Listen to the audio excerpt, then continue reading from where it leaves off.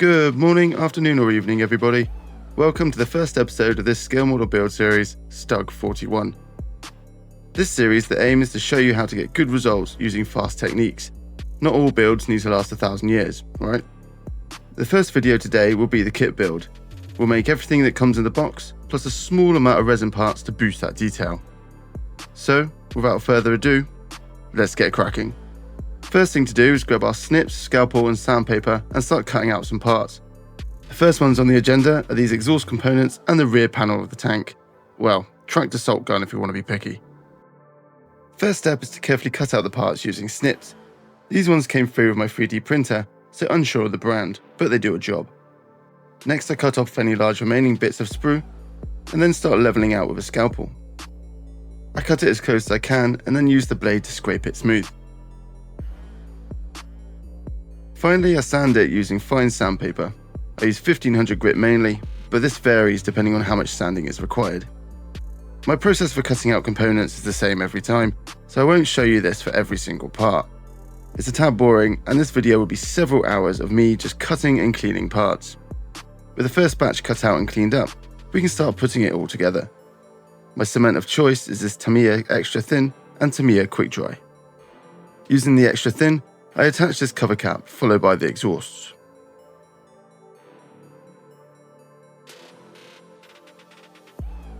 Then the 3-part tow hooks are constructed in the same way. My mistake here was gluing the pins in place. This stopped me being able to use them for anything later on. That's the rear panel done though, and this is followed by the rear vent, which is just 2 parts. These are both put aside for fitting later on. Next up is the drivetrain, which involved a world of cutting out and cleaning up. First, these 2 inner pieces are fitted. I use the quick dry cement to tack them in place, then go over with the Extra Thin to ensure a good hold. These brackets will hold in the workable suspension. Yes, that's right, workable suspension. That was a lovely surprise to find with this kit. The suspension arms now simply click into place with no glue. This enables them to move freely.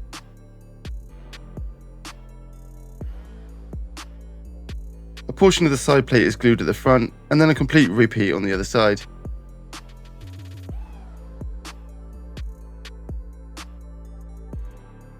More suspension components are next. The shock absorbers and bump stops are fitted with relative ease.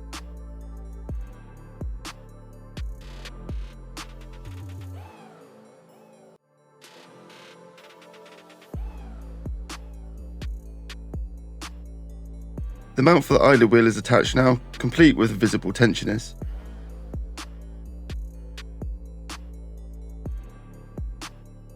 I fit all the parts to the other side in exactly the same order, then the rear panel we built earlier can be attached.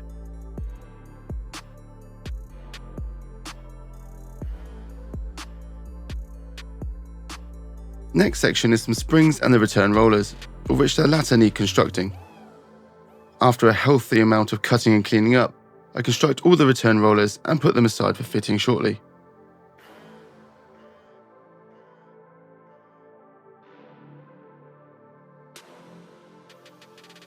The front drive is next. A grommet is put inside before gluing the casing in place. This allows the sprocket to rotate once fitted.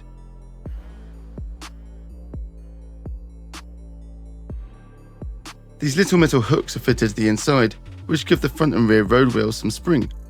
It's quite a clever yet simple solution to creating workable suspension. They are simply clipped in place with no glue, and then the front and rear wheels can spring up and down. The vent we built earlier is then fitted to the rear, then all the return rollers are glued in place.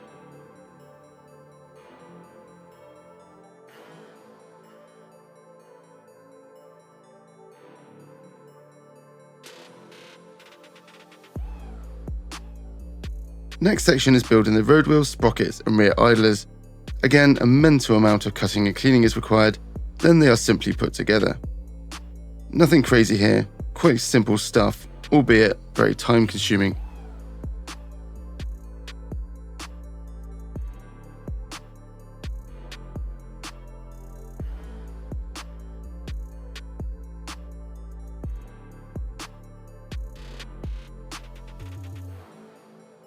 Now it's time to build the front toe hooks and start the interior, starting with the hooks. These go together nicely and are put aside for fitting later on. Next, I start constructing some of the interior detail. Again, nothing too crazy here, pretty simple building. It's a nice touch having a part interior to the tank. Whilst it's not the most detailed interior in the world, it's pretty good considering the ease it goes together. These large sections are then fitted to the hull. I dry fit first to ensure it all fits, then go over the joins with the quick dry cement.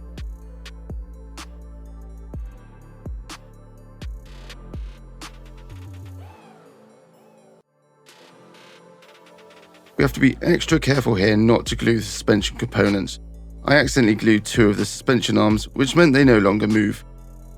It's not a massive issue on this model, but yeah, I should have taken more care with the cement. With the interior panels fitted, I loosely fit the wheels with no glue, just to ensure it all works and to see what it looks like. And with that done, that's the lower hull complete. We move on to the upper surface of the hull now, with a bunch of hatches, vents and brackets to fit. The front lower hatches are first and simply fall into place.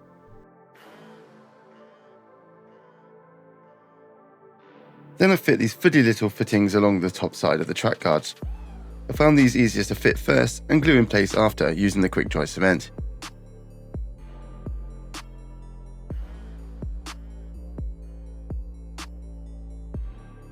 Then these large engine bay hatches are fitted. The fit here was very snug, so I squeezed them into position and glue from behind.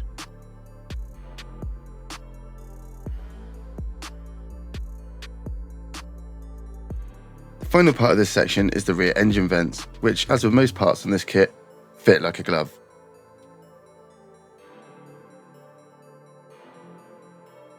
With the bulky top deck details done, it can now be attached to the lower hull, and again the fit is perfect. I simply hold the pieces together and go around all the joints with the quick dry cement.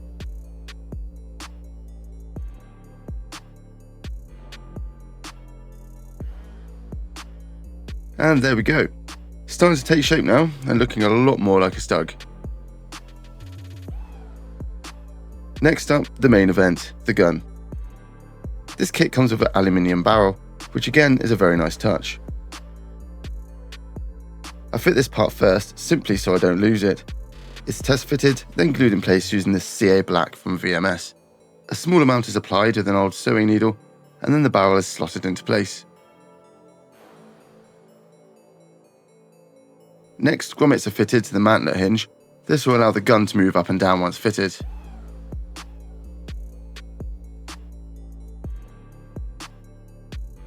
Now it's just standard construction of the inside of the mantlet.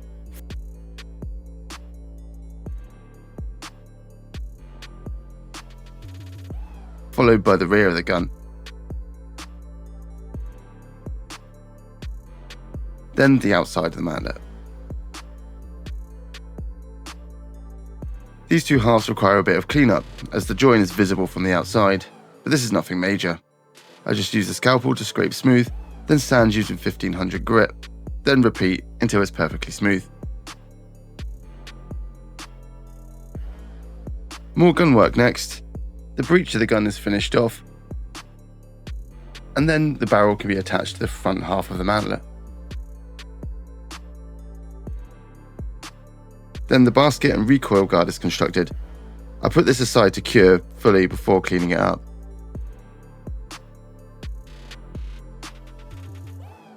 These two halves of the mantlet go together now, and the eagle-eyed amongst you will notice I'm attaching it upside down.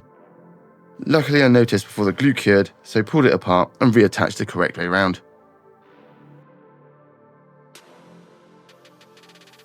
I attached the gun breech to the rear, then clean up the basket. Same process with the cleanup, just doing my best not to scrape or sand down too much detail.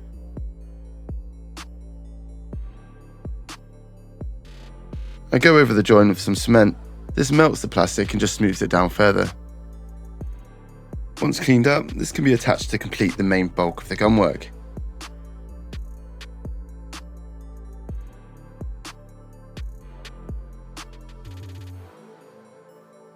Next is the gun mount and some further details like the sight and seat. Again, nothing too tricky here, just remembering not to glue anywhere near the grommet so the gun can still move when fitted.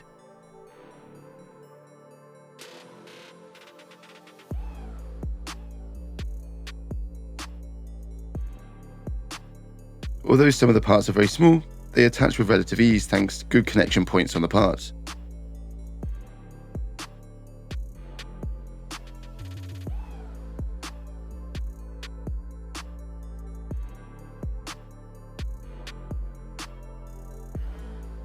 Now the gun, the seat and the tow hitches we made earlier can be attached to the hull. The seat is first, which is quite fiddly due to its position in the tank.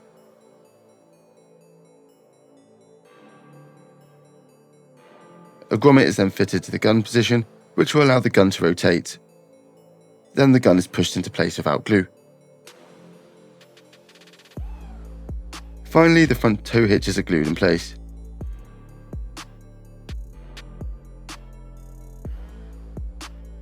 Before adding any further detail, I add some damage to the front mudguards. I carefully heat with a lighter and push in dents using the handle of my scalpel. The key here is low and slow. Too much heat will completely melt the plastic, when all we really want to do is just soften it so we can bend it. I sand it down afterwards just to smooth the surface a little.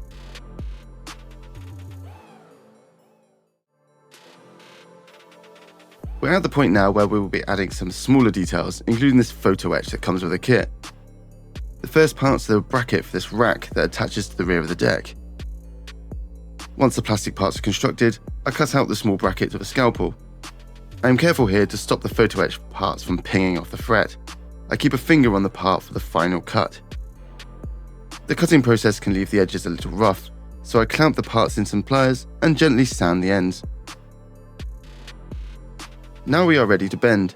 The first one I do at the end of the pliers, and then finish it with some tweezers. It can be fiddly to fold and is certainly hard to record with any clarity, but practice makes perfect with this stuff. I'll have a lot more photo etch work on ship builds coming up, so stay tuned for that. Once folded, I superglue the parts together, then superglue the assembly to the rack.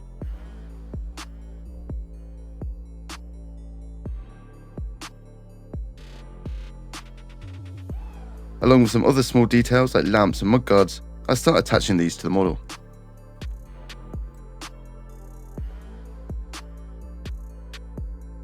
The kit came with some photo etch lamp guards, but I actually used the plastic ones in the end, simply because I think they had better detail. These, as well as some smaller lamps, are attached to the hull.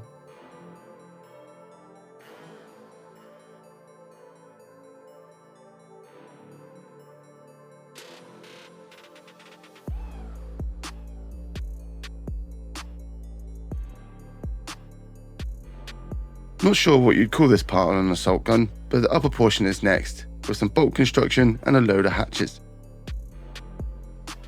I'm going to whiz through some of the building now, as I don't want to get too repetitive, and spoiler alert, it all went together smoothly.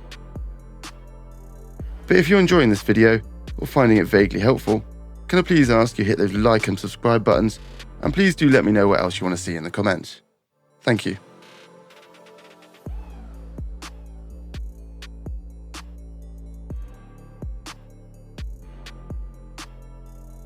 When built, this can be placed onto the hull. Again, no glue is required here. This is so you can open it up and look inside once built. How cool is that? Next up, the tools. I'm going to add a bit of detail here with my own tool clamps. These are available from my Etsy store in case you're interested. These snap off the sprue fairly easily and only require a small amount of cleanup on the underside. To attach them to the tools, we first have to remove the moulded brackets. I cut them off with the snips and clean up with a scalpel. We don't have to get the area completely smooth here, the new brackets will cover up the cut marks. The new clamp can now be slid into position. The process is repeated on all the tools. Whilst it takes a little bit of time, it's a lot faster and easier than building photo etch clamps. The detail it adds is worth the time outlay in my opinion. To hold the clamps in place, I use this Gorilla Glue, of which is becoming one of my favourite superglues to use with my model projects. It allows a small amount of playtime before it cures and has some flex to it, so it isn't as brittle as your standard stuff.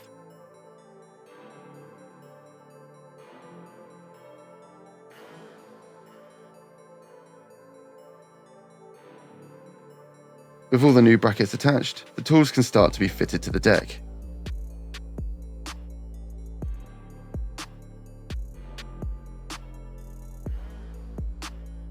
Before continuing though, I fit these photo etch grills whilst I still have easy access.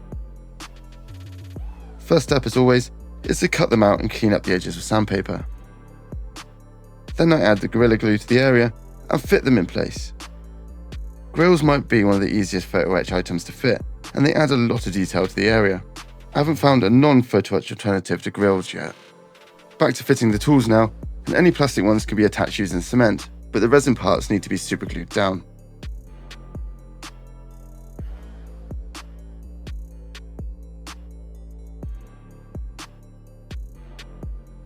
With side one all tooled up, it's time to build the figure. The arms are glued on first, and then I test fit him in the commander's position to ensure the arms are at the correct angle. I use the quick dry cement to then properly fix them in place. A small amount of filling is required on the seams, so I apply a small amount of this AK grey putty and rub off the excess with my finger.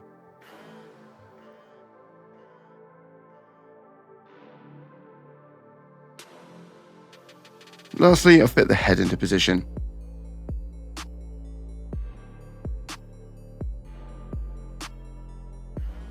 The kit came with a headset, but this is wildly out of scale. I mean, look how big it is.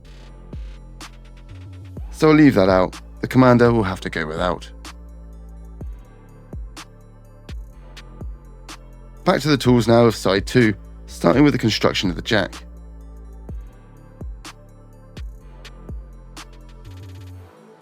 Then there is a few more clamps to be added to the towing hooks. And now all these items can be added to the deck.